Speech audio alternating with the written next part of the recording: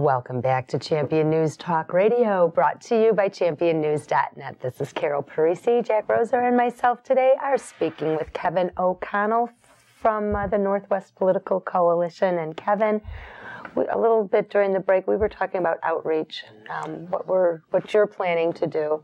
Well, we are working with, the political groups such as Great Awakenings. You're familiar with them. I'm very familiar with them.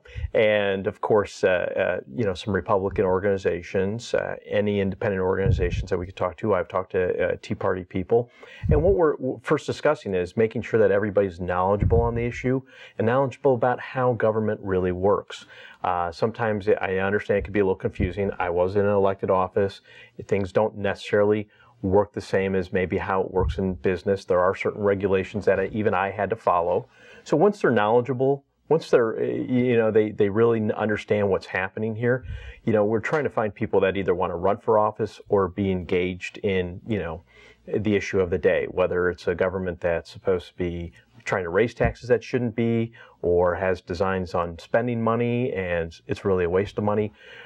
Even to the point where I can't believe some public officials want to keep raising their own salaries during a bad economy. You're not setting a good example. So you have these things that you want to engage in. I will tell you, I think you have seen several Democrats be very effective at this. In fact, there was a big article and a write-up nationally just to show you that Senator Christy Gillibrand, who's out in New York, she held with her campaign fund it was something along getting women off the sidelines. Instead of just sitting and hearing about these things, she's trying to get people active in their community. She's trying to get, and of course this is going to bode well for her own campaign too. But those are the type of things that we need to do. We need to show At least we're scaring a Democrat to actually doing something right. Whether it's national or this state, there is only one place to look for the people that have given us the biggest bloody financial debacle ever thought of.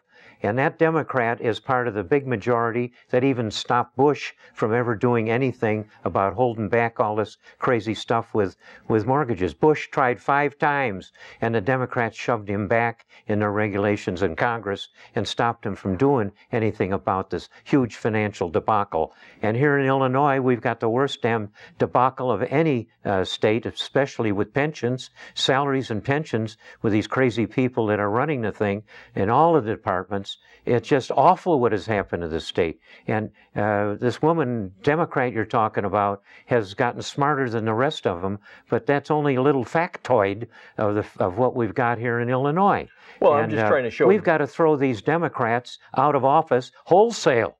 For God's sakes, they've got the governor's office due to the craziness of the guys that wouldn't properly get Bill Brady into the fight, and you've got the Democrats in charge of the House and Senate. They're in charge of the whole debacle, and they have to be displaced. And it almost irks me to hear any single example in that army of Democrats that's held up as something good. Certainly the Republicans had a lot to learn, but Chicago, this whole state is so damn deep in debt. $80 billion in the pensions for the K-12 alone. Why doesn't anybody focus on the biggest part of the stinking financial mess, which is the education system? Well, and I think they have. And going back, first of all, you have to have people knowing. They have to know what they're going to do if you're going to replace other people. If you're going to elect somebody, I cannot go out there and just elect somebody because I'm getting rid of one person. Who am I installing? Who are we installing it altogether? That person has got to know the job. It's real important. Once they know that, just like hiring anybody, if you have a bad vice president, let's say, Jack, you're not going to go out and just hire somebody to get rid of this guy. You're going to hire what you think is the best person, the most knowledgeable. And that's the first thing that we want to do. We want to get real leaders out there, real people that can make decisions, have solutions. The Republicans have been very derelict at what you're talking about. Well, and I am surprised. When I was thinking of running for the state senate, and there was certainly a number of candidates that were at the time, I kept saying, first, we have to get our debt under control. I could see what's going on with the pensions. And they knew this. You know, when Blagojevich wasn't even putting money into the pension so he can tell everybody he balanced the budget and everything's fine, all he was doing is racking up the obligation even further. So that was fiscal mismanagement. I went out and I was talking about making Illinois a business-friendly state, because who's going to want to stay here after a while? Well, now you're having about, you know, Sears and all these other places who can go somewhere cheaper. They're going to save a lot more money for them, and they're going to leave. And then when you start giving little price tags at, oh, you know, here's an incentive to stay, Motorola. Well, great, they got it. Do you know how many other companies would now want that, going, what about me? How about my company? I've got a vertical manufacturing company. I'm stuck here in this damn state. Well, I think I'm going to see better days, as I saw in my long life.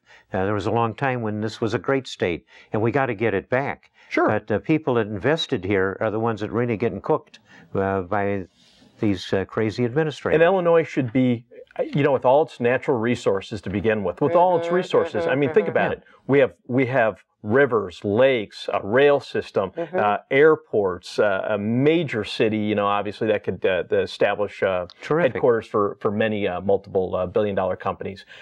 We have all this in place. Farmland, agriculture, I could go on and on and on. This state should be functioning very well. We're not out in the middle of a desert where we have to build a casino. Treasure. And somehow Vegas seems to do better than us. You know, what's the problem here when we have all these? But we have different avenues. We have different, you know, resources. It's the politicians that we elected. We got to get better people, which is what you're talking about. Well, you start with the state. You know what? Going down to the state, I had advocated for I don't know how long. You can combine or at least merge some of the responsibilities of both the treasurer's office and the comptroller's office together. When's it going to happen? I talked about rolling the lotto department into the revenue department. You know what? After the break, we're going to discuss more with Kevin O'Connell from the Northwest Political Coalition.